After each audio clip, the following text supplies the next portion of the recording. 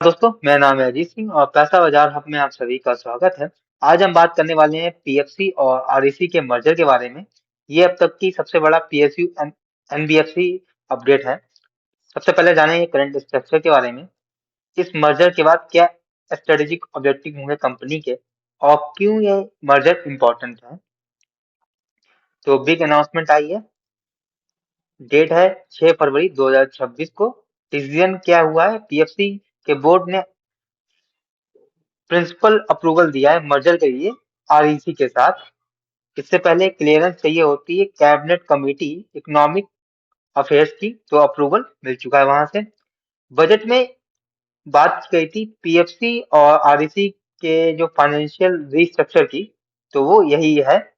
और इसका फायदा क्या है, क्यों, क्या ऑब्जेक्टिव है, तो बात करें पीएफसी सॉरी एनबीएफसी जो है आरईसी को और पीएफसी पीएफसी को दोनों को मजबूत करने का इरादा है। करंट स्ट्रक्चर क्या है, मतलब क्या होगा उसके बाद, पीएफसी ओन करेगा 52.63% आरईसी में, जो कि स्टेक है अभी गवर्नमेंट ऑफ इंडिया का, जो कि खरीद लेगी पीएफसी। इससे बाद क्या होगा, जो पीएफसी की सब्सिडरी बन जाएगी आरईसी लिमिटेड। स्ट्रेटेजिक ऑब्जेक्टिव क्या है, तो दोनों ही company mega power financing institutions हैं। तो मर्जर के बाद एक बड़ी और स्ट्रॉन्ग बैलेंस शीट बन जाएगी कंपनी की, जिससे ऑपरेशनल इफिशिएंसी और कॉस्ट ऑफ फंड इंप्रूव होगा। इंडिया को सपोर्ट मिलेगा पावर और इंफ्रा फंडिंग नीड्स में। बिजनेस सेगमेंट समझ लेते हैं। पीएफसी का फोकस रहता है पावर जनरेशन पर, ट्रांसमिशन पर और डिस्ट्रीब्यूशन पर, जबकि आरईसी का एक्सपेंशन एरिया है renewable energy, EV infrastructure, green hydrogen, road, metro and airports. जब चीजों मिल जाएंगी तो इनका जो बिजनेस सेगमेंट है वो काफी बढ़ जाएगा। ये मर्जर इंपॉर्टेंट क्यों है, इंडिया को $450 बिलियन चाहिए पावर इंफ्रास्ट्रक्चर को बढ़ाने के लिए अगले 7 साल के अंदर। तो इलेक्ट्रिसिटी डिमांड होगी वो ट्रिपल हो जाएगी। इसलिए हमें लार्ज एंटिटी की जरूरत है, जिसकी वजह से फायदा क्या होगा, अगर ये एक हो जाएंगी तो कैपिटल रेज करना सस्ता होगा। हम लार्ज स्केल पर फंड्स प्रोवाइड कर सकते हैं प्रोजेक्ट्स के लिए। ग्लोबल बोरोइंग कैपेसिटी हमारी बढ़ जाएगी।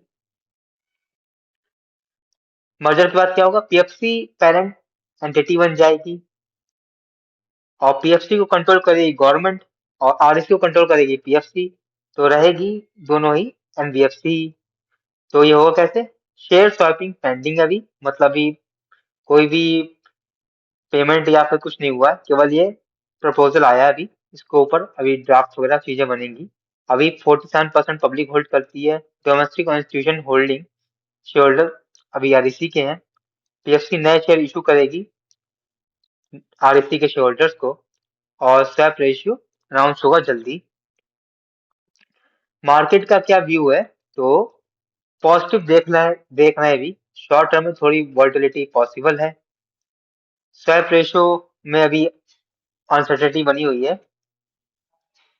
लॉन्ग टर्म में स्ट्रॉन्ग और स्ट्रेटेजिक और पॉजिटिव तीनों चीजें हैं।